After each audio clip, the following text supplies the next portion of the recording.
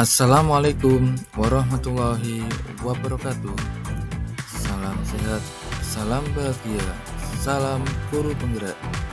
Perkenalkan, nama saya Muhammad Isa Ansori, JGP 9, SMA Negeri 1 Sampit, Kabupaten Kota Waringin Timur.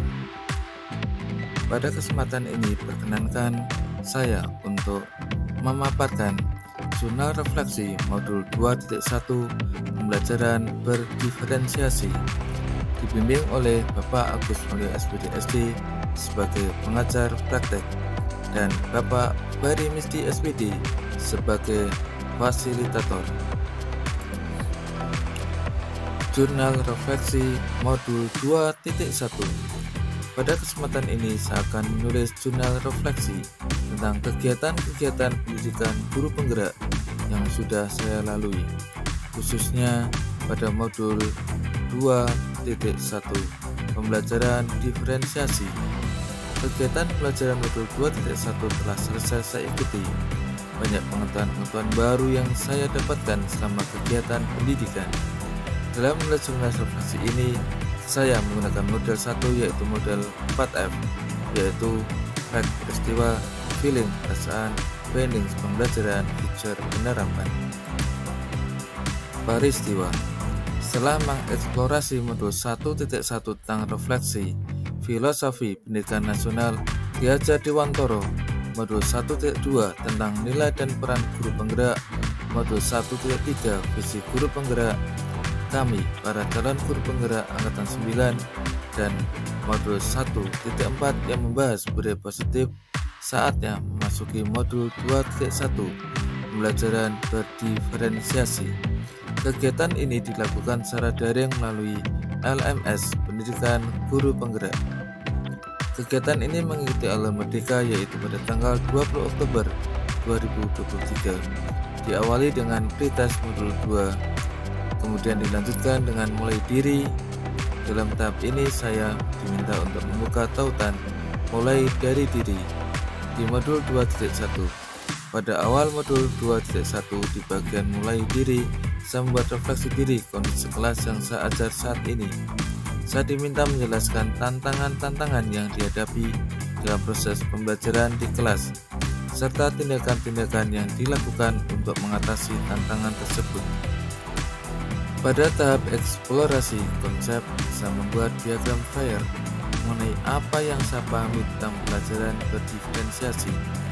Dalam ruang kolaborasi yang dipandu oleh Bapak Bari Misdi selaku fasilitator dan Bapak Agus Mulyo selaku PP, saya bersama 3 orang rekan CGP yakni Bapak Sugeng, Dumai, dan Ibu Uut menganalisis kasus SMA tentang Bu Derina, di mana kami dapat menyimpulkan bahwa tokoh Bu Derina sebagai guru SMA telah melaksanakan pembelajaran berdiferensiasi walaupun konsep pembelajaran jarak jauh atau daring.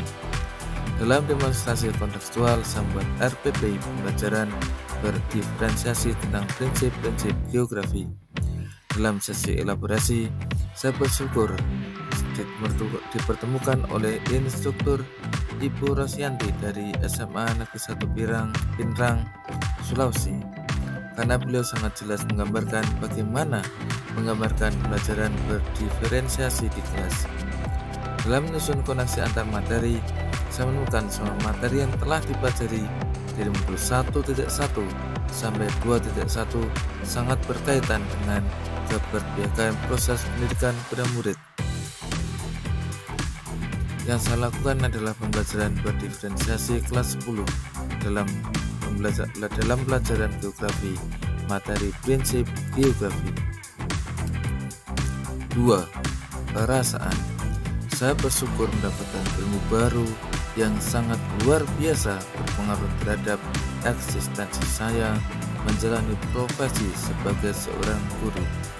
Modul 2.1 memang memberikan saya banyak ilmu mengenai pembelajaran berdiferensiasi. Banyak hal yang belum saya kuasai sebelumnya.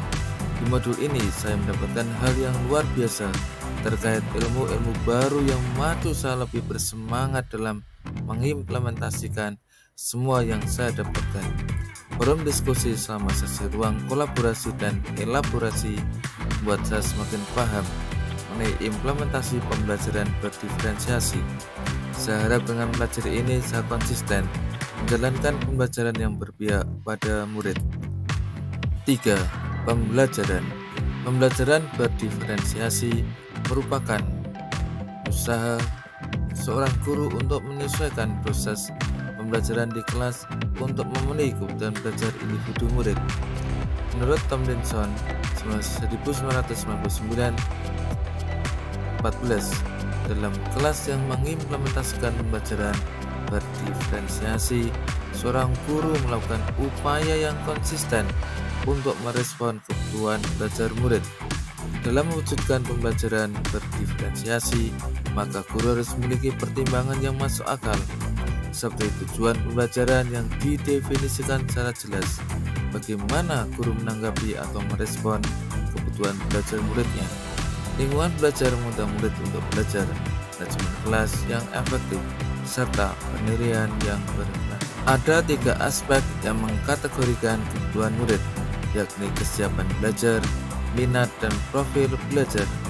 Kesiapan belajar adalah kapasitas untuk mempelajari materi, konsep, atau keterampilan baru. Minat adalah suatu keadaan mental yang menghasilkan respon terarah kepada situasi atau objek tertentu yang menyenangkan dan memberikan kepuasan diri. Profil belajar mengacu pada cara-cara bagaimana kita sebagai individu paling baik dalam belajar. Strategi diferensiasi ada 3, yakni diferensiasi konten, diferensiasi proses, dan diferensiasi produk.